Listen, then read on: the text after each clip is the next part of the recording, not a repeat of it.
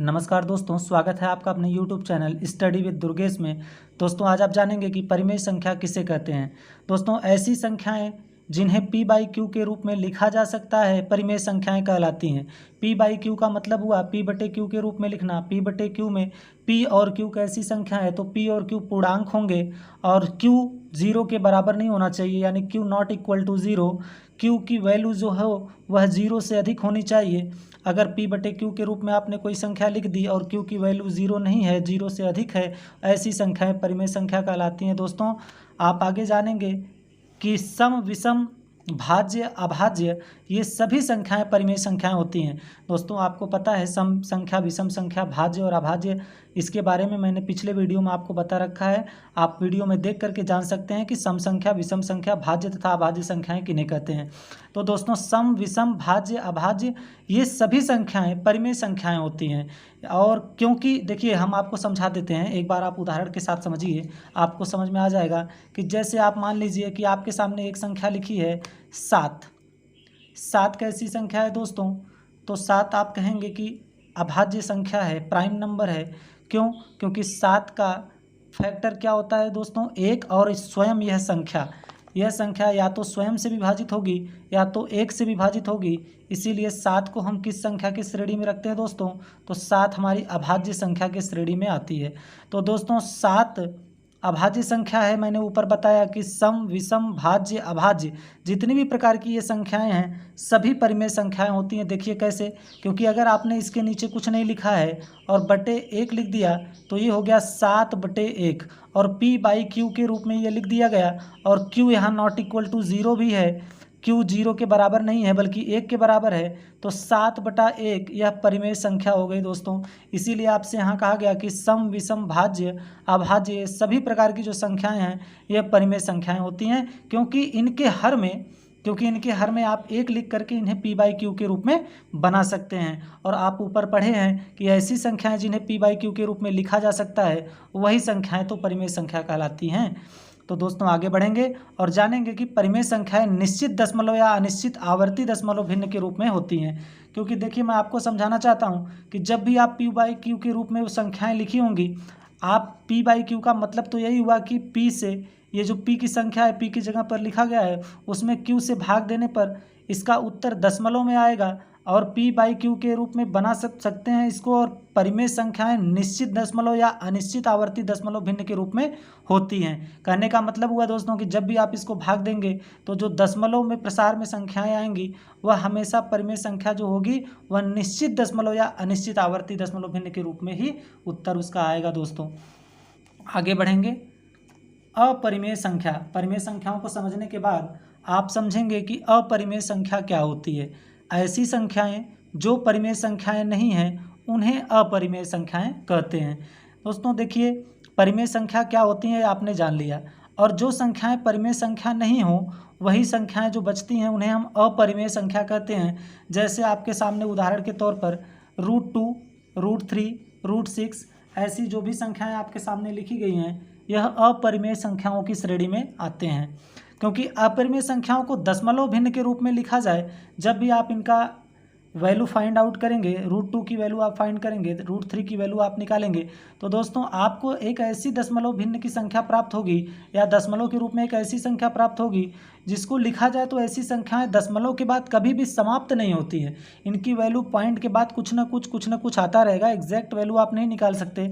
और इसीलिए दोस्तों इन्हें अपरिमेय संख्या कहते हैं, क्योंकि यदि दशमलव भिन्न के रूप में लिखा जाए तो ऐसी संख्याएं दशमलव के बाद कभी भी समाप्त नहीं होती, तथा दशमलव के बाद अंकों की जो संख्या है वह अनिश्चित होती है। दशमलव के बाद कुछ भी संख्याएं आती रहती हैं, कभी 1, कभी 3, कभी 4, कभी 5। तो इसलिए दोस्तों इन्हें अपरिमेय संख्या हम कहते हैं। आप समझ गए होंगे।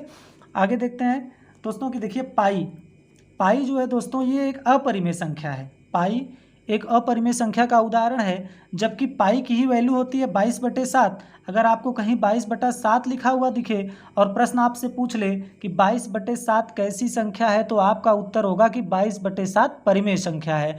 लेकिन अगर आपसे प्रश्न पूछ लिया जाए कि पाई कैसी संख्या है, तो आप इसका उत्तर देंगे कि पाई एक अपरिमेय संख्या है। दोस्तों यहाँ आप बिल्कुल कंफ्यूज नहीं होंगे कि पाई की ही वैल्यू तो 22/7 होती है, तो पाई की वैल्यू जब 22/7 होती है तो पाई भी तो P/Q के फॉर्म में लिखा गया है, तो पाई क्यों नहीं परिमेय संख्या हो सकती? इसलिए नहीं हो सकती, मैं आपको समझा रहा हूँ, बार बार समझिए आप कि पाई की जो एग्जैक्ट वैल्यू है वो 22/7 नहीं होती है। दोस्तों ये आप जानते हैं कि एक नियरेस्ट वैल्यू है जिन्हें आप मानते हैं कि 22/7 उसकी वैल्यू है, इसलिए पाई का मान 22/7 निश्चित भी नहीं है और P/Q के रूप में लिखा भी नहीं गया है।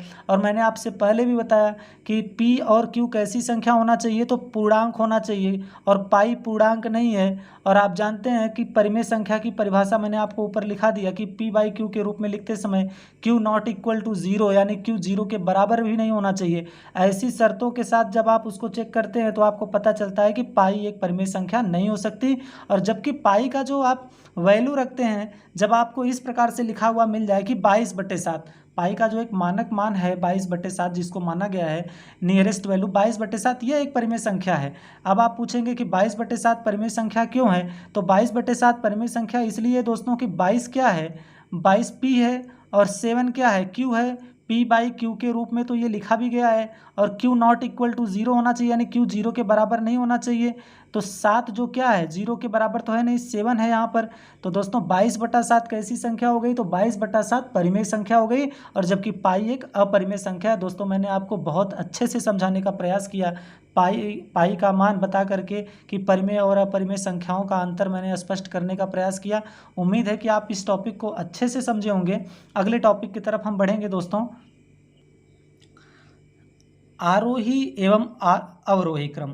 दोस्तों असेंडिंग एंड डिसेंडिंग ऑर्डर, आपने इसके बारे में बहुत पहले ही, जब आप जूनियर कक्षाओं में या प्राइमरी में ही पढ़ते रहे होंगे, क्लास 6, 4, 5 में ही शायद ये चीज़ें आपको पढ़ाई जा चुकी होंगी कि आरोही एवं अवरोही क्रम क्या होता है। दोस्तों आरोही अवरोही क्रम के बारे में आपको बताते हैं हम कि आरोही को हम कहते हैं असेंडिंग ऑर्डर एवं अवरोही को कहते हैं डिसेंडिंग ऑर्डर।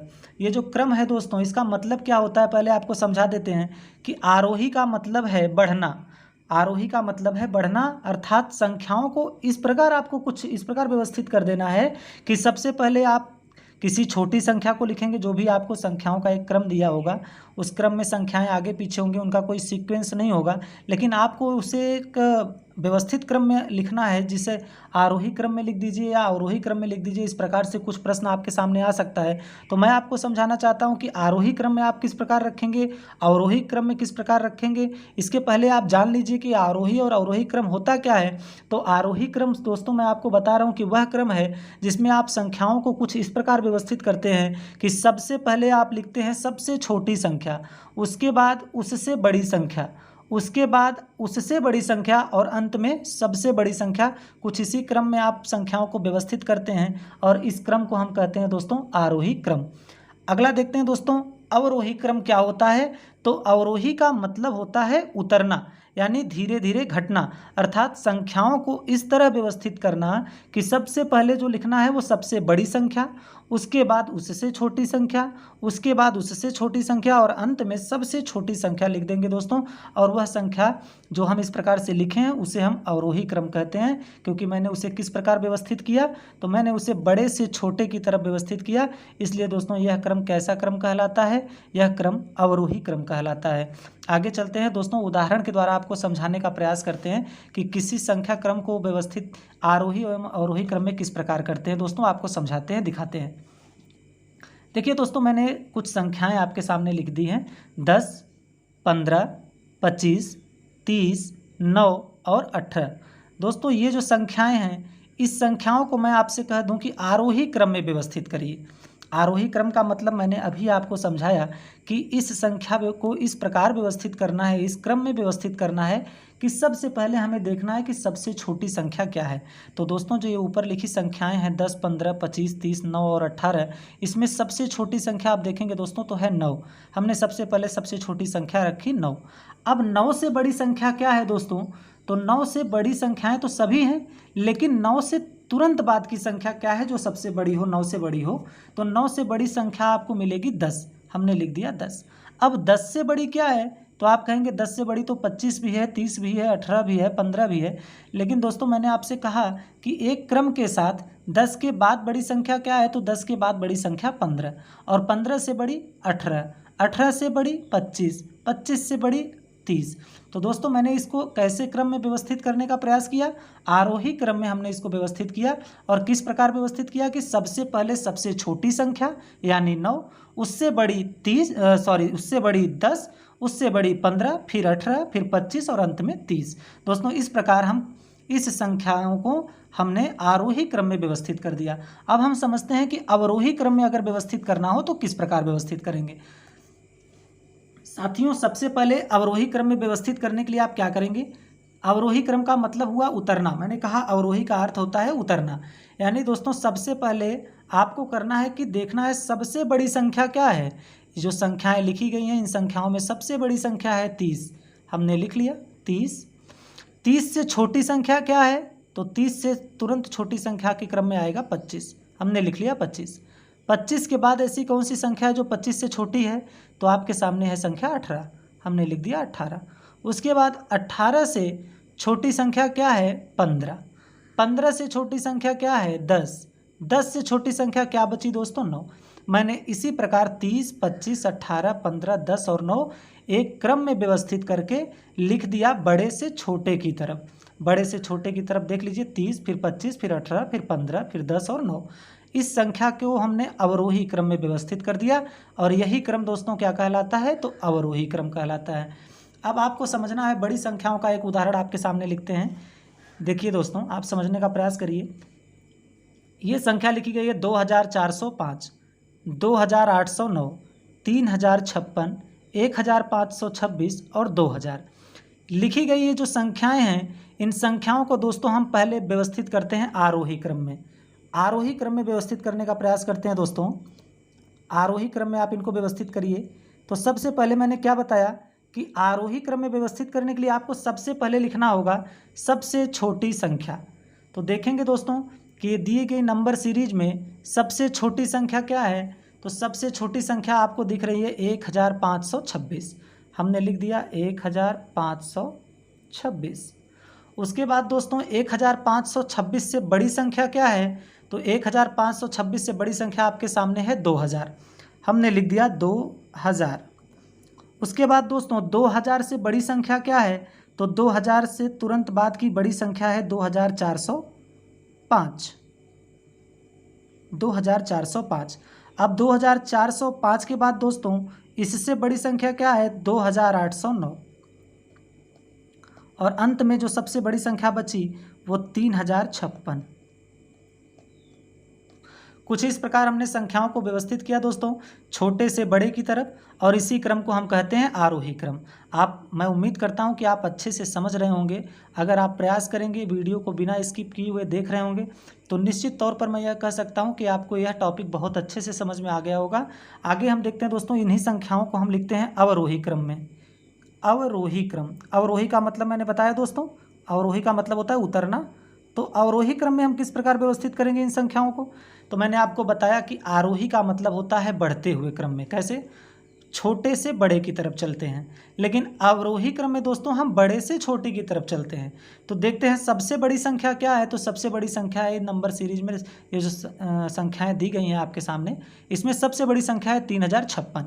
हम लिख लेंगे दोस्तों 3056। इसके बाद 3056 से छोटी संख्या क्या है?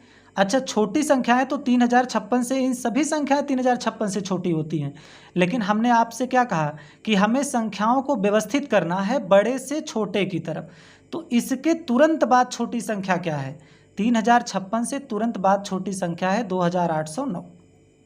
समझने का प्रयास करिए दोस्तों, 2809। उसके बाद 2809 से छोटी संख्या क्या है? 2405। 2405 से छोटी संख्या क्या है? 2000। और अंत में सबसे छोटी संख्या क्या बच गई? 1526। दोस्तों बहुत ही सरल और छोटा टॉपिक, लेकिन आपके एग्ज़ाम में रेलवे ग्रुप डी से लेकर के तमाम प्रतियोगी परीक्षाओं में मैथ के सेशन में आपसे पूछ लिया जाता है दोस्तों। मैथ्स के पेपर में एक क्वेश्चन इससे रिलेटेड आ जाता है कि निम्नलिखित संख्या श्रेणी को आरोही या अवरोही क्रम में व्यवस्थित करके आपको लिखना पड़ता है। इसके लिए आप दोस्तों अगर आप तैयार नहीं रहते तो आपका 1 नंबर कम हो जाता है एक छोटी सी गलती से। इसलिए दोस्तों उम्मीद करता हूं कि आप इस टॉपिक को बहुत अच्छे से समझे होंगे।